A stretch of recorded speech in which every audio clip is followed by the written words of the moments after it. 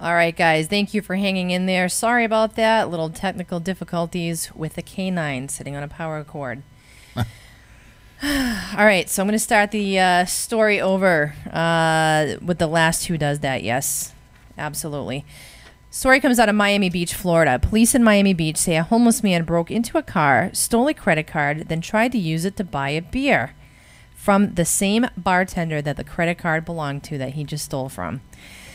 The case was cracked when a 53-year-old David Weber handed the card to the bartender, who took his order on Monday night. The Miami Herald reports the bartender noticed that he had just been handed his own credit card. The bartender called Miami Beach police. Weber was charged with credit card fraud and theft. He remains at the Miami-Dade County Jail as of today. Police say that the man told them he found the credit card on the ground. Who does that? Yeah. So he decided to go buy himself a drink and take someone's identity.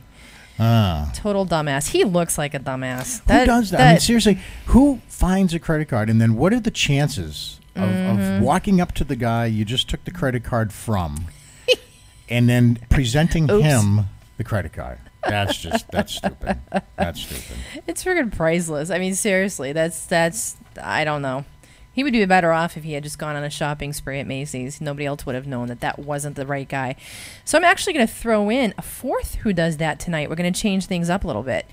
A little extra just for you guys. Facebook's People You May Know section, we're all very aware of it, can be a helpful tool to connect people to potential friends on the social media site. This is the part on the right side of your page, guys, where it wants to suggest people that you should add that you haven't already added.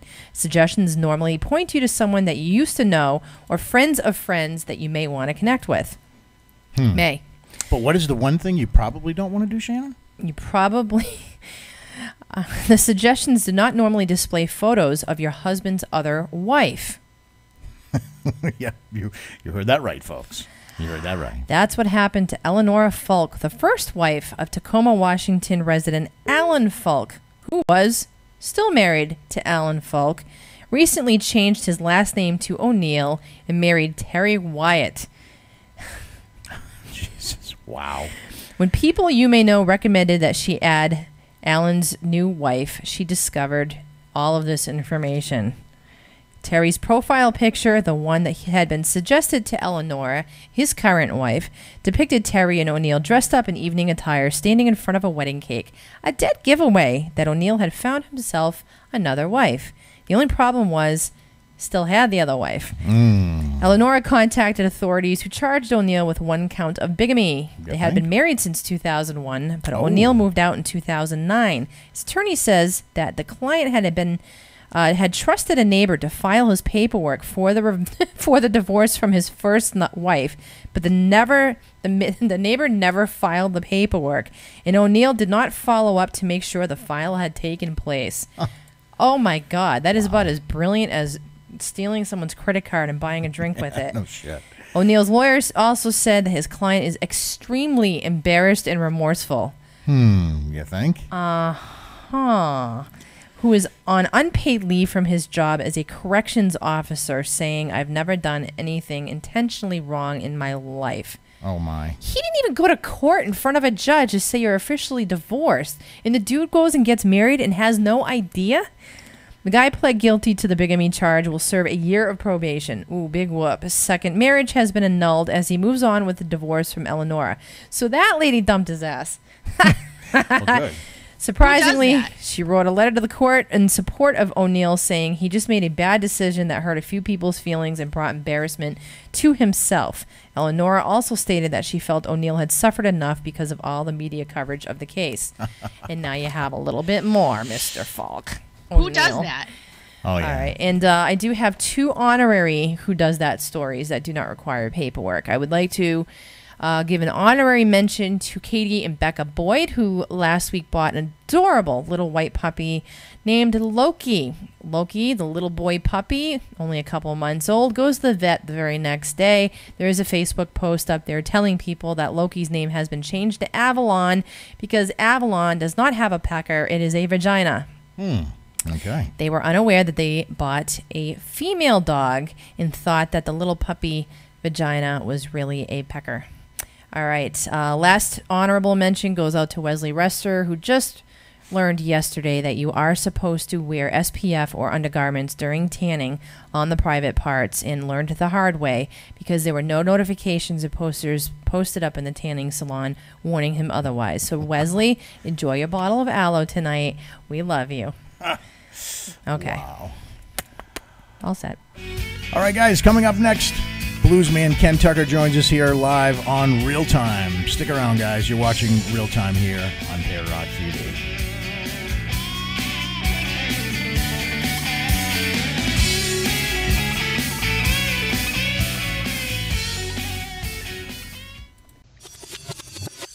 All right, so webcasting's been around for a while. When you think of webcasting, do you think of this? Well, if you do, check out this. Yeah, you guys should have heard him during the break. I'm sorry, I just have to throw you under the bus here, but all of a sudden we hear a random, wow, I look hot. This is Pair Rock TV, live dynamic television with an interactive chat. It's going to change the way you watch. Check out tomorrow's media today. ParaRockTV.com.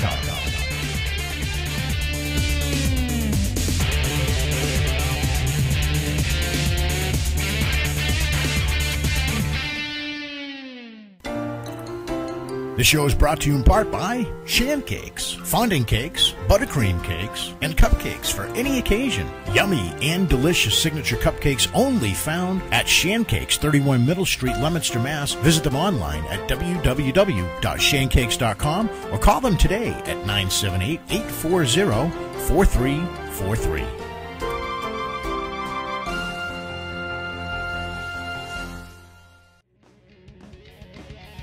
Coming this fall to Pair Rock TV from the producers of such award-winning films as Oops, I Really Did That, and Honey, I Sold the Kids.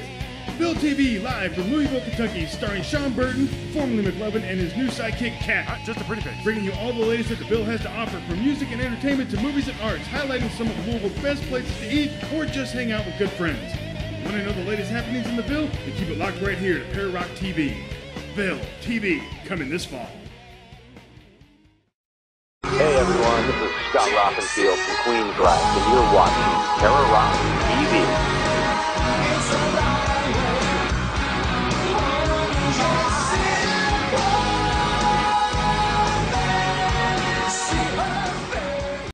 Shantown rocks!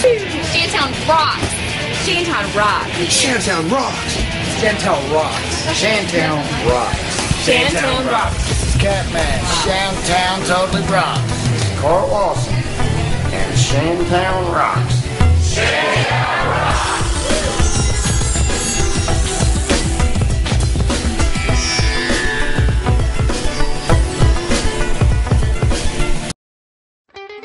And now back to Real Time TV, right here on ParaRockTV.com.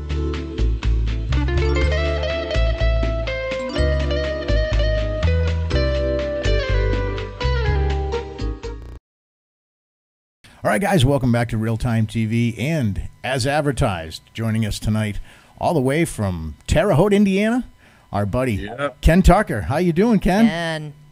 They're doing pretty good. How are you guys? Good, man. You are another repeat offender of the show. We're glad to have you back here. We had you here about a year ago, buddy.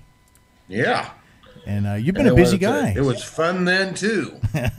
You are a busy guy. You've been a busy guy since then. You've done everything from start a book, and you got some other projects going on. But you, my friend, are all about the blues, and that's what we want to talk about tonight. You got your start in the blues, and when did this all start for you?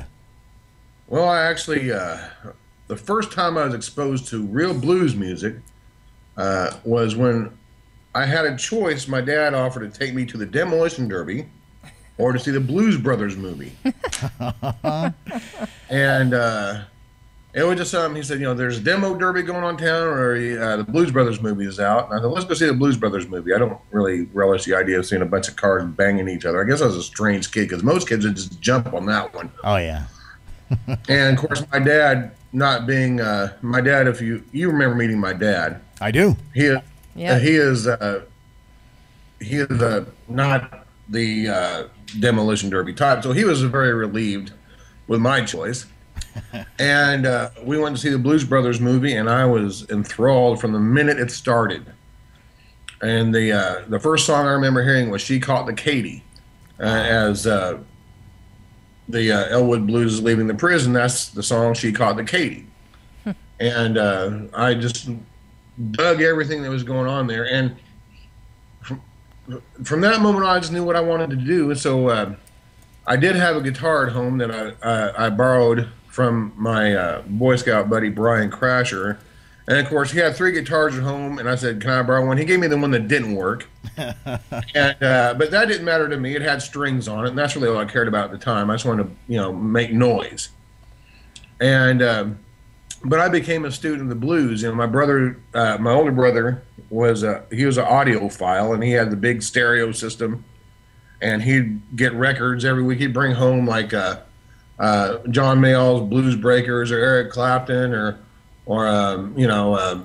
Joe Walsh, or Dave Mason, Little Feat, all these great bands, and we'd sit up there and listen to them and play Dungeons and Dragons. Of course, we were nerds, we played Dungeons and Dragons and listened to blues music.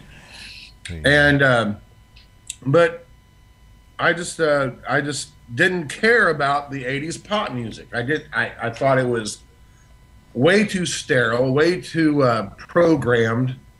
There was nothing in it. It was like taking a math test you could hear. It was nothing about it that had any emotion or any substance. And I remember getting my first blues records, which was a Lightning Hopkins record. And I was so impressed with myself because I thought, well, I got this old record here, this old dude playing acoustic guitar, and I was going to impress my brother by bringing it to him. I thought, this will really make me look pretty cool to him, because I was always trying to make him think I was cool. I was younger, and he had all the cool friends and everything. And we played it, and he goes, "This is terrible, man. There ain't no bass or drums or nothing on it." And I was thinking, that's the beauty of it. It's very primal. It's to the very core and the root of what modern music's all about. So I just said, screw you anyway. I'm going to listen to it. But the more I got into ZZ Top and all this other stuff, I became a student of it. And I had a guitar mentor who is one of the greatest blues guitar players in the world, in my opinion, named Tracy Garcia. And he just taught me a lot. He would tolerated me going over to his house and sitting down and watching him play and asking, "How do you do that? How do you do that? How do you do that?" And so that's basically how I got started. Well, awesome. They always say that blues is not necessarily something you just play; it's something that you live and feel. Were there any events in your life that may have got you to play this kind of music versus some of the pop music, or was it just strictly a musical decision on your part? Well, first it was a musical decision. As time went on, actually right now, my license is suspended. Ouch. Oops. Yeah, I was in an auto accident, and I didn't realize that my insurance was lapsed. They didn't tell me. So lo and behold, boom. But other than that, it's just life in general. Everybody has ups and downs, and to say that you have to have a horrific life to play the blues, I think, is a misnomer. You just draw off of experiences of your own or other people, but really a lot of it is listening and learning from the greats, and I don't have a single guitar lick I play that's mine originally. I steal from the best. And you admit it. Let me tell you something. If a guitar player says that all his stuff's original, he's lying. He's lying, yeah. Nobody, not one guitar player who's doing anything has come up with their own stuff. They just stuff that they've borrowed from other people and, and kind of put it together in their own way. But there's nothing new in the guitar play except, I mean, even the guys who play the crazy stuff, where they're slapping and their guitar and playing two-handed stuff, that's still based on fundamentals, and they're just playing two parts at the same time. But I readily admit I've stolen licks from Eric Clapton, from Joe Walsh is a big one. I see a lot from Joe Walsh. B.B. King. I steal licks from Ray Charles, piano player. And yeah, my son's coming in telling me my wife wants me to make her something to eat. So yeah, that's my son's hobby, is to interrupt my radio interviews. Oh, there you go. But anyway, that's basically it. There's nothing I do on the guitar that is uniquely Ken Tucker thing. It's just not. Well, the next time we ask the question, we're going to make it more in the form of who are your influences. Yep. Not necessarily. Well, I can take that right now. I can tell you that right now. I can give you the biggies. One of them is Freddie King. Okay. The Texas Tornado. Yes. Billy Gibbons. Greg Martin, who I'm proud to call my friend. He's with the Kentucky Headhunters and Rufus Huff. John Lennon, Paul McCartney, and George Harrison. George Harrison's a big influence on me. Oh, yeah. Really? Yeah. Delaney Bramlett. Yeah.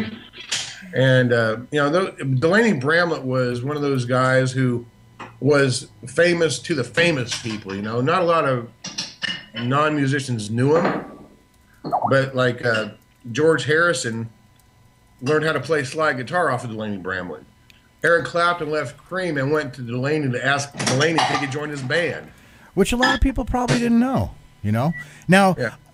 people want to hear the music, man. Let's talk a little bit about Brother Whiskey. Why don't you introduce Brother Whiskey? We'll play that tune for everybody.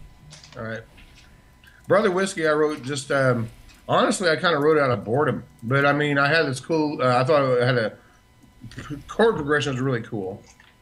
And I didn't have words to it, so I started thinking about, what kind of words should I put behind? What kind of song should this be? And it was just one of those things where, out of the blue, the words just started falling out into my head and through my pen. Nice. And nice. It's one of those rare songs that it really didn't have to struggle too hard to write. Very cool. All right, you guys are in for a real treat. Ken Tucker. Awesome. Brother Whiskey. Here it is.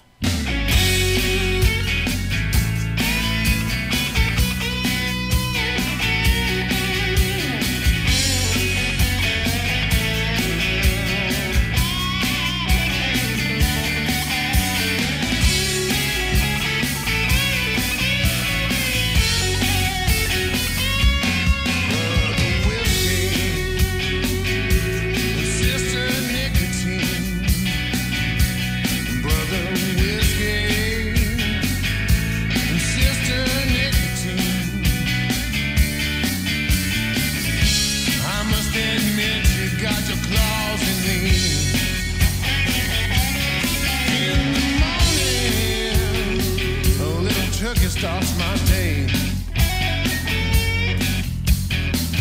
That little kick is what I crave. And then at noontime, throw a couple more back. Then it's off to the grocery store to get another pack. Brother Whiskey, Sister Nicotine.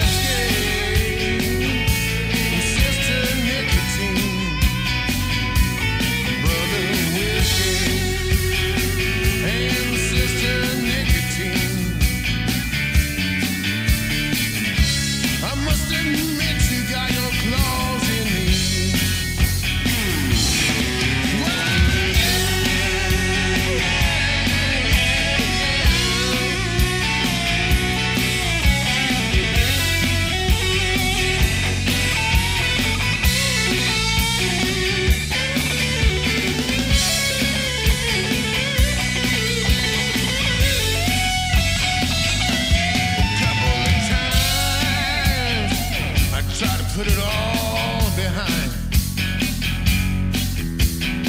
A few days go by, start playing on my mind. Well, the harder I try, the harder it pulls. This brother and sister, they always play me for the fool. Brother whiskey and sister nicotine. Brother whiskey and sister nicotine. I must admit you got your claws in me. Well, I must confess you got your claws in me. All right, that is Brother Whiskey, Sister Nicotine. Ken Tucker, ladies and gentlemen. How you guys liking that? Nice Ken, job. I love the screaming guitar. I love your voice. I always have. I think you have a tremendous talent, my friend. And that song absolutely rocks. One of my favorites. One of my favorites. And, yeah, sure to be one of everybody Good else's. job. People in the chat room are loving it. Everybody's giving you big kudos. Awesome, awesome, awesome, indeed.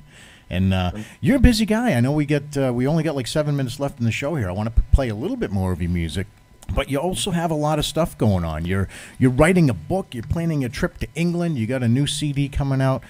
Let's start with the book. Let's start with the book. Yeah. I know it's a work in progress, but how did you ever come to write a book as a blues guy? Oh, I just had this idea for a story that kept bugging me, and it just wouldn't leave me alone until I started writing it. So I just started writing it so I could sleep. You know, and it's still a work in progress. There's a lot. I mean, I've never written a book before, so it's one of those things where, you know, I find a lot of typos, a lot of bad grammar. Sometimes the story gets to be, you know, cumbersome or slow, and so I have to go back and, you know, do a lot of self-editing.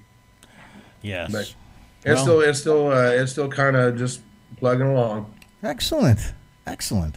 That's very cool, and hopefully we'll see that, because I'm sure from your perspective on things, doing the blues and you know, writing a book, I think that's going to be something everybody's going to want to see. And Shannon, I know you're going to say that there's what spell check, or what is it? She's always about that, aren't you, kid? Spell check for everybody. It's all good. Grammar. It's Yes. important. Now, Mine's basically one big red line all the way in. yeah, one big red line, and gives you choices that, yeah, multiple choice. I want to talk about the Halifax trip. You are trying to get something going where you're going to be going to England, across the pond, really? to spread this music. That is so exciting, man. And those of us that have known you here from the beginning, just remember us little people, you know? Well, it's actually what I was invited to go a couple years ago, and I had to turn it. I kind of had to turn it down because there was problems with the contract. But it was a weird situation because I was on the computer doing some research on some you know, stuff for a tour, and I was on Skype, and one of my music buddies from England just Skyped me out of the blue, and his name's Paddy McGuire, and he said, "Hey, do you want to come to my festival? I'm booking a festival, and I want to put you on the roster." And I said, "Yeah, sure." So, okay, well, we'll work it out. I said, "All right." And so he said he was going to sponsor me, and he's going to help me set up some other shows. But the festival is called the Hebden Blues Festival, and it's in Halifax, West Yorkshire. And it's just basically going to be my anchor gig for this for this tour. Very cool, very cool. And everybody here is taking this shot at the English accent tonight. Shannon was doing a little earlier. Oh, no. Making fun of the Bostonian accents. You Yes. know, yeah, it is. Everybody's taking their best shot tonight. What can you do? Oh, by the way, in Massachusetts, if you guys have any clubs over there in Massachusetts you like to frequent, I'm trying to do an East Coast thing too. We have a lot of clubs that yes. we frequent. We do. We are. Help me out. And we will. You know, not for nothing, but we had a couple of bands that have come on here in the last year or so. Mindset X being one out of New Hampshire, and Two Pump Jump, headed by our man Sean, who's got a show coming out here later this month, beginning of October. And I simply put those two folks together, and now they are touring Shannon up and down the East Coast, which is going to be very, very, very cool. How come you're telling me? You never know. You never know what we're going to do, right? I'm trying to engage in conversation with you. I've been conversing with clubs in Florida and Georgia and Alabama and Arkansas and New Jersey. Oh, shoot, D.C.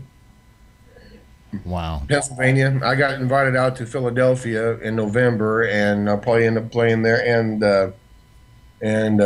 somewhere in New Jersey, too. Well, that's not too far from Massachusetts, No. so you might as well do a couple more places around here. Yeah. Yes. All right, guys, real quick, you can get a hold of Ken at Indiegogo.com/KenTuckerBlues. That's where they'll find the music of this man. And I want to play a little bit of Eliza. Want to give a little intro for that one? Because we've got a few minutes left. I want to play a little bit of that and then come back to you. So tell us a little bit. It's just basically about any guy who's been married and wakes up in the morning and find out his wife's mad at him for no reason whatsoever. Who does that? Here it is, guys. Eliza, Ken Tucker. Hey, Eliza, why you wanna treat me so bad? Hey, Eliza, why you wanna treat me so bad? I wanna make you happy. All you wanna do is make me sad.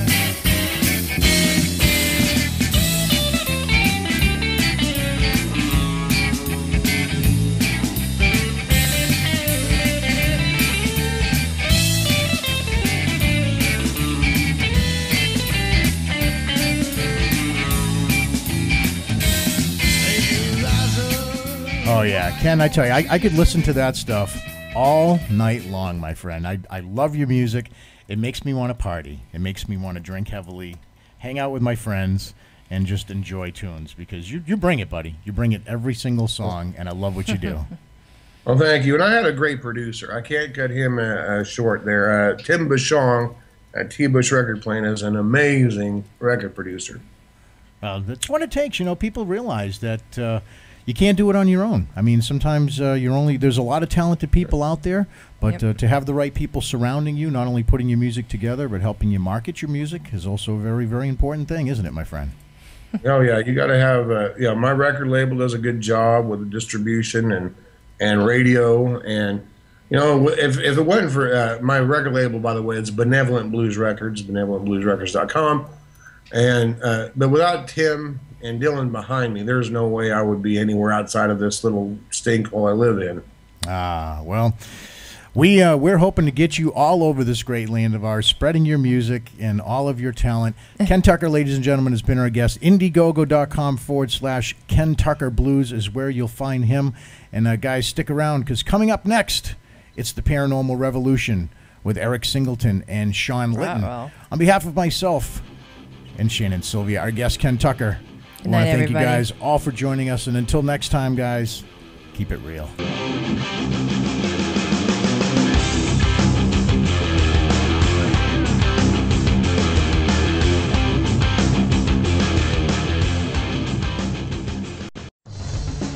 Real-Time TV was filmed live in front of you, our virtual audience.